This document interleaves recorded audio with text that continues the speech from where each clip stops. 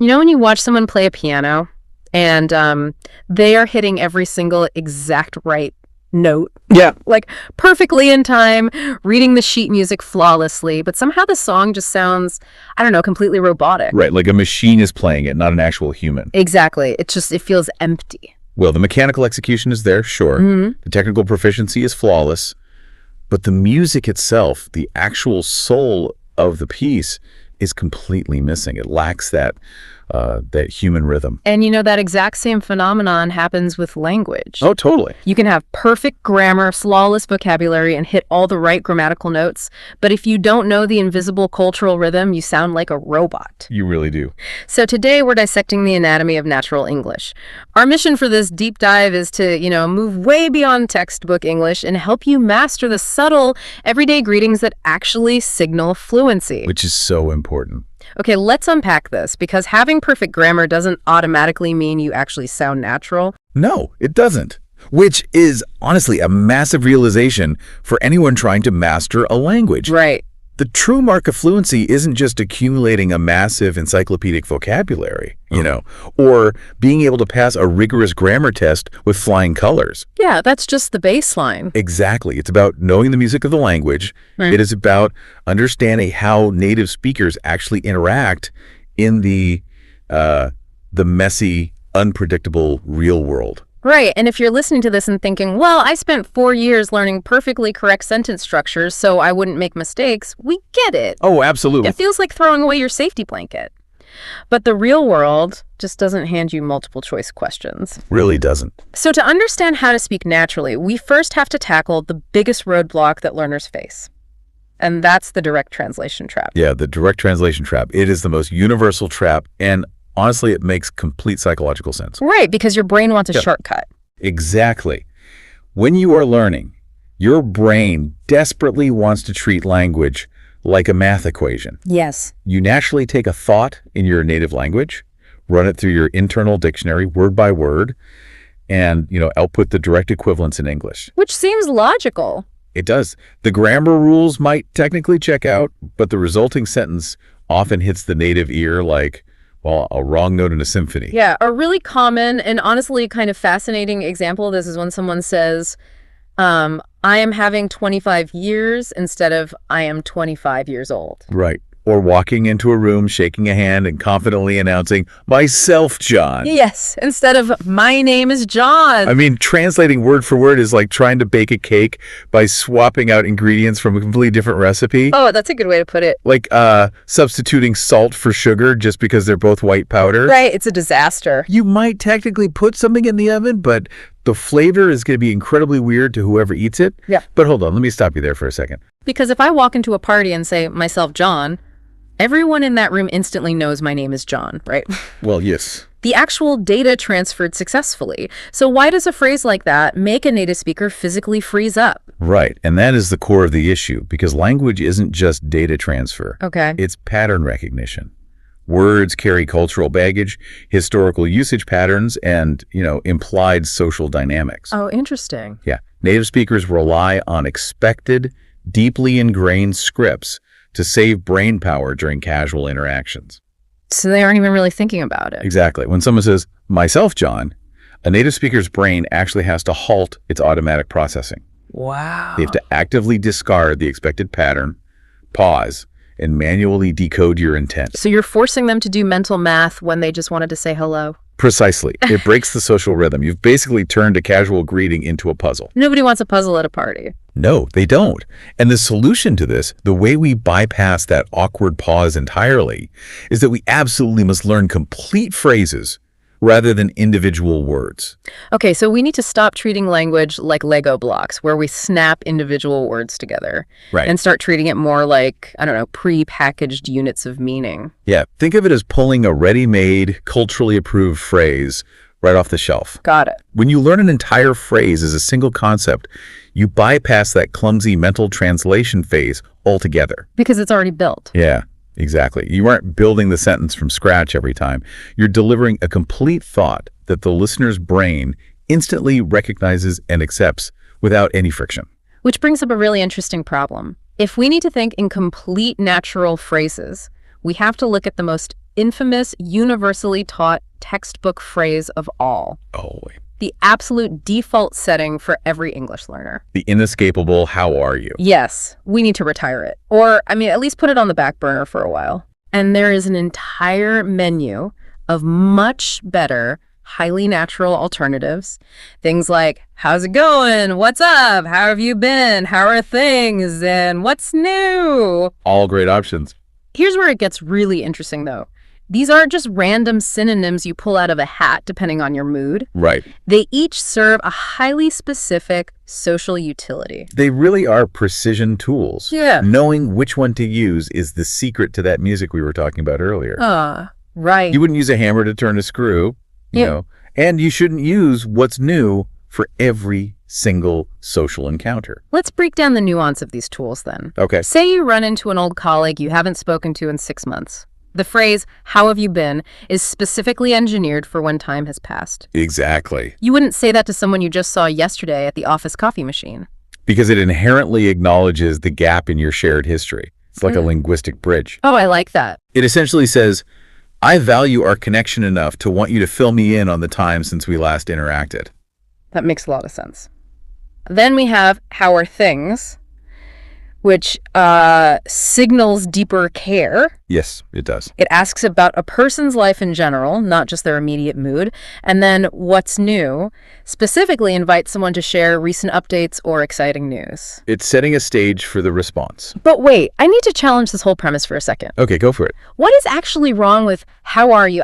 I hear native speakers use it at the grocery store or the bank all the time. Sure. It's grammatically flawless. Are we overcomplicating a simple greeting? Well, you hear it at the bank and the grocery store because those are highly transactional environments.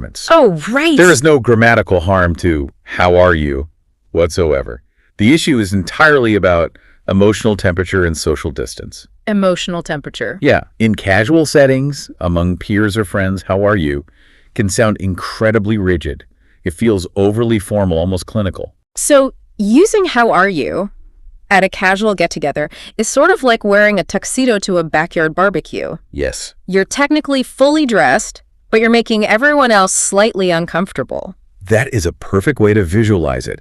It creates a slight emotional distance between the speakers. I see. By choosing from the varied alternatives, you match the specific emotional temperature of the relationship. Right. Using what's new with a close friend shows social awareness. It proves that you aren't just reciting a script from a textbook, but that you are reacting dynamically to the specific person standing right in front of you. Okay, so having explored this broader menu, let's zoom in on the two absolute workhorses of casual, everyday dialogue. Big ones. Let's put them under the microscope to see how they actually function in the wild. Right. We have how's it going and what's up? Honestly, you could travel across the entire English-speaking world and survive almost entirely on just those two phrases. It's so true. How's it going is essentially asking how life is progressing. It subtly shifts the focus off the person's internal emotional state and places it onto the external events of their day. Which, psychologically speaking, is often much easier and more comfortable for people to answer in a casual setting. Less pressure. Exactly. You aren't asking them to bare their soul. You're just asking how the machinery of their day is operating. And then we have the ultimate casual greeting, which is, what's up? Ah, yes. There's actually a specific pronunciation nuance here, right? Native speakers rarely enunciate both words cleanly. Almost never. It blends together into something that sounds more like what's you pee. You hit that second syllable. Oh, what's UP? Yeah. It's highly casual, meant for friends, classmates, or coworkers you're comfortable with. Imagine two friends meeting up after school. Okay. One friend says, "Hey, Alex, what's UP?" Alex replies, "Not much. I just finished my homework. What about you?" Right. And his friend responds, "I'm heading to the gym after this." It's a remarkably efficient exchange. In just 15 words, they've established contact, shared their current status, and maintained a relaxed social bond. But if you step back and look at it literally, it is completely absurd. It really is. The question, what is up, sounds like you were asking them to point at the ceiling or identify a cloud. Right. It's essentially an audio handshake, not a literal questionnaire. Which brings us to the fascinating sociolinguistic concept of phatic communication. Okay, phatic communication. Yes, it refers to words used entirely for social bonding, rather than conveying actual information. I see. What's up doesn't mean something is physically elevated, and it doesn't mean you think something is wrong. Right. Why do human brains rely so heavily on phrases that literally mean nothing? Well, because from an evolutionary standpoint, humans need to constantly establish safety and group identity. So it's like a ping to a server. Are you there? Yes. Yes, I'm here. Are we still friends? Yes, we are. Exactly that.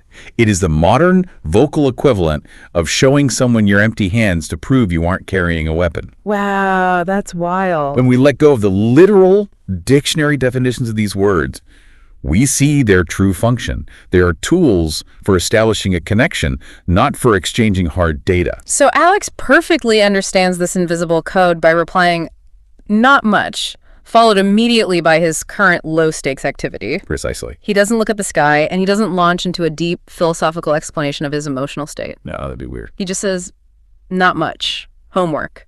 Which means if you change how you throw the conversational ball, you absolutely have to change how you catch it. Yes. If we retire the robotic "how are you," it naturally follows that we must retire the textbook response of "I'm fine." It's a dance. Yeah. You can't lead with a natural, dynamic, culturally nuanced greeting like, "What's up?" and then suddenly hit a brick wall by responding with a stiff, formal, "I'm fine." It's so jarring. It completely kills the momentum you just built. It creates a conversational dead end. It's like offering someone a casual high five and getting a very stern, formal handshake in return. Exactly. So native speakers rarely use "I'm fine" in these casual interactions. Instead, there is a gradient of specific responses based entirely on the vibe of the moment. A menu of social rhythms, if you will. Let's run through them. If you are feeling very positive, you don't say "I'm fine," you say "I'm doing great." Right, and notice how that perfectly matches the elevated energy of a casual greeting. Yeah.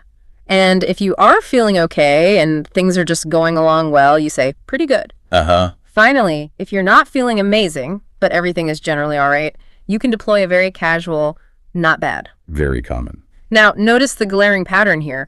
Absolutely none of these responses, "doing great," "pretty good," "not bad," actually give any specific factual details about the person's day. None at all. It's literally just a vibe check.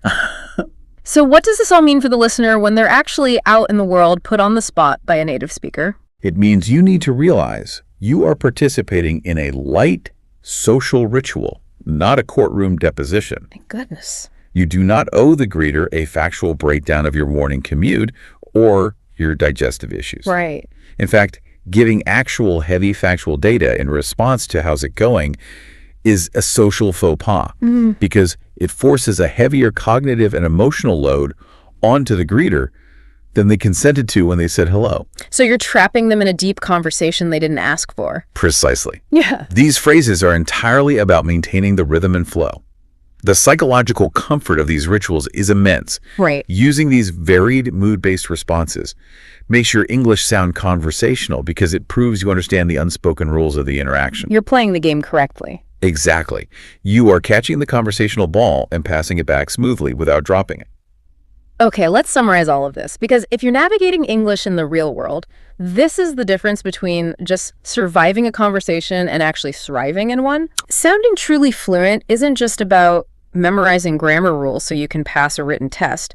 It's about swapping out those clunky direct translations for natural, pre-packaged phrases so the listener's brain doesn't have to work overtime to understand you. Right. It's about taking the tuxedo level, "how are you?" and "I'm fine," and putting them in retirement for casual settings. Match the spoken rhythm of native speakers using phrases like "how's it going?" and "pretty good." Yeah.